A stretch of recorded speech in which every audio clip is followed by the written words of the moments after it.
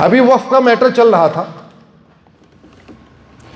2-3 साल पहले, शायद आप लोगों में वक्फ के बारे में पता नहीं होगा आपको। हमने 5 साल पहले इसको चैलेंज किया था। तो ये वक्फ के बारे में जानकारी वहीं से शुरू हुई। हमारा काम यही है, बिस्तर के नीचे जितने सांप पड़े हैं उनको एक एक सांप को निकाल के दिखाना कि देखो सांप पड़ा हुआ है। और अभी बहुत सांप पड़े हुए, 50 घटिया कानून अभी चल रहे हैं। हमने चैलेंज किया हुआ, एक एक करके बताऊंगा। प्लेस ऑफ वर्शिप एक्ट हमने चैलेंज किया है, माइनॉरिटी कमीशन एक्ट चैलेंज किया, वक्फ एक्ट को चैलेंज किया है, नेशनल ऑनर एक्ट को चैलेंज किया है, मदरसा मिशनरी स्कूल को चैलेंज किया है। ऐसे 50 से ज़्यादा हमने कांग्रेस के बनाए गए कानूनों को चैलेंज किया है। एक एक करके आपको पता चलता रहेगा। 3 तलाक चैलेंज किया, हलाला चैलेंज किया, मुताह चैलेंज किया, मिस्यार चैलेंज किया, तहर्रुश चैलेंज किया, तलाक़े हसन चैलेंज किया, तलाक़े हसन चैलेंज किया, तलाक़े बाइन चैलेंज किया, तलाक़े किनाया चैलेंज किया। ऐसे बहुत सारे हैं मैटर जो चल रहे हैं। जब वक्फ वाला मैटर चल रहा था ना, तो मैं सोच रहा था कि हम लोग गुलाम, तो मैं व्यक्तिगत रूप से ये सोच रहा था कि हम गुलाम क्यों हुए थे। वास्तव में चर्चा अब इस पे नहीं होनी चाहिए कि हम आज़ाद कैसे हुए, चर्चा इस पे होनी चाहिए हम गुलाम क्यों हुए थे। एक तरफ हम 2-3 लोग जो नए वाले कानून का समर्थन कर रहे थे, और एक तरफ 75 PIL, 75 में 75 सीनियर एडवोकेट, और वही जिसको मैंने कहा ना, बड़े वकील जिसको आप कहते हैं, सारे बड़े वाले। एक वकील साहब तो ऐसे हैं जिनके पिताजी अपना मकान, दुकान, खेत खलिहान छोड़ के पाकिस्तान से भाग के आए थे।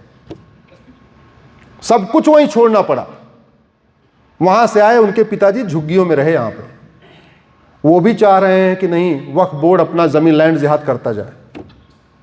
बाप बड़ा ना भैया, सबसे बड़ा ना भैया। एक और बड़े वकील साहब हैं, मैं भगवान महावीर का, जैन समाज का बहुत बड़ा, मतलब मैं जैनिज्म फॉलो करता हूं भोजन के मामले में। शायद जो आयोजक उनको पता है कि मैं सूर्यास्त के बाद भोजन नहीं करता। मैं काफी कुछ जैनिज्म फॉलो करता हूं। वो जैन साहब साल में 50 करोड़ रुपए टैक्स देते हैं, इतने बड़े वकील हैं, लेकिन इतना पता नहीं उनको कितना वहां से फीस मिल रही है। वो भी आ गए हैं वक्फ कानून के, ये नए वाले वक्फ एक्ट के खिलाफ में। पैसे से लगता है कि पेट ही नहीं भर रहा है। और अपने मैं जैन परिवारों को बताऊं, 2000 साल पहले सबसे जो बढ़िया भव्य भगवान पार्श्वनाथ का मंदिर बना था, वो मुल्तान में बना था। उसके लिए पत्थर यहां मकराना से गया था,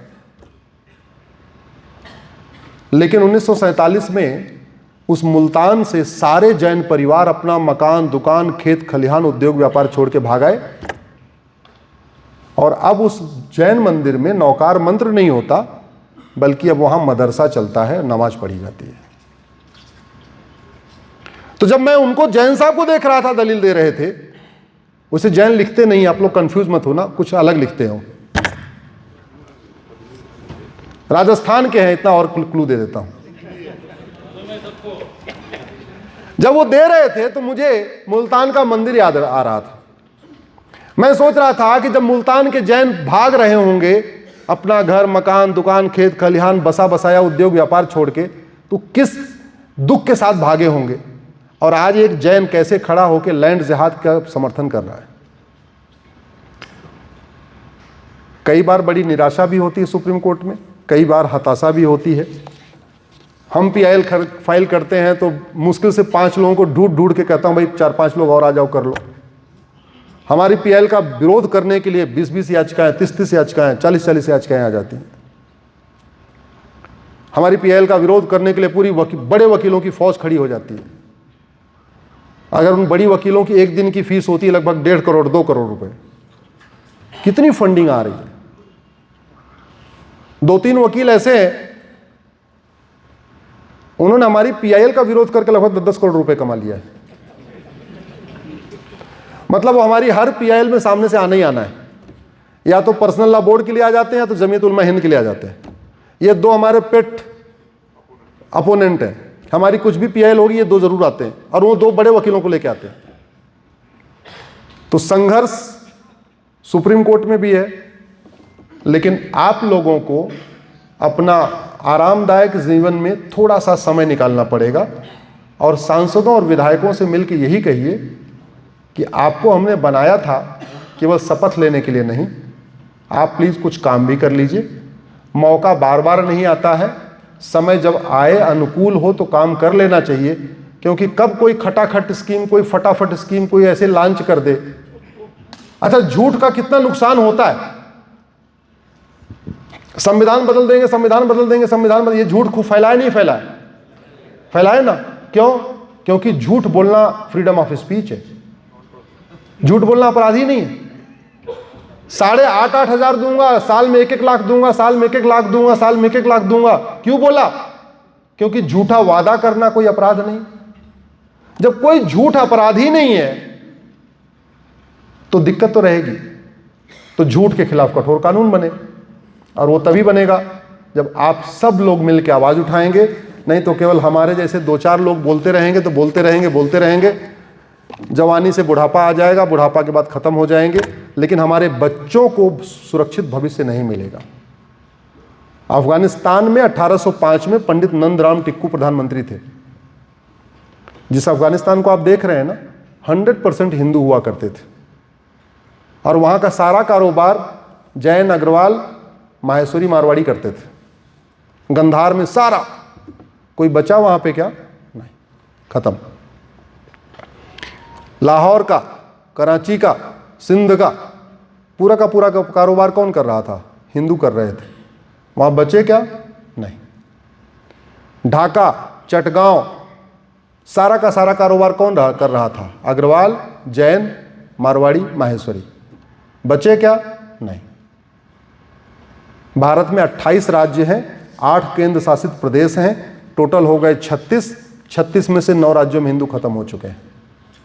भारत में 800 जिले हैं, उसमें से 200 जिलों में हिंदू खत्म हो चुके हैं, यानी 25% राज्यों में खत्म हो गए, 25% जिलों में खत्म हो गए। 6000 तहसीलें हैं, उसमें से 1500 तहसीलों की डेमोग्राफी बदल गई, यानी 25% तहसीलों में खत्म हो चुके हैं। मूल कारण वही लव जिहाद, लैंड जिहाद, ड्रग जिहाद, धर्मांतरण जिहाद, घुसपैठ जिहाद, जनसंख्या जिहाद। इसका समाधान आप नहीं कर सकते, मैं नहीं कर सकता। समाधान है सठे साठ्यम समाचरित के अनुसार कठोर कानून।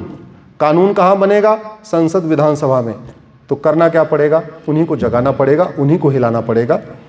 हम लोग भी बड़े स्वार्थी हैं, शादी का कार्ड देने के लिए अपने सांसद विधायक से मिलते हैं, बर्थडे सेलिब्रेट करने के लिए सांसद विधायक से मिलते हैं, गोल गप्पे मारने के लिए सांसद विधायक से मिल लेते हैं, या तो एफआईआर हो गई, गाड़ी का चालान हो गया, तब मिल लेते हैं। अपने मतलब अपने व्यक्तिगत काम के लिए मिलते हैं, राष्ट्रहित में नहीं मिलते, राष्ट्रहित के कार्यों के लिए नहीं मिलते।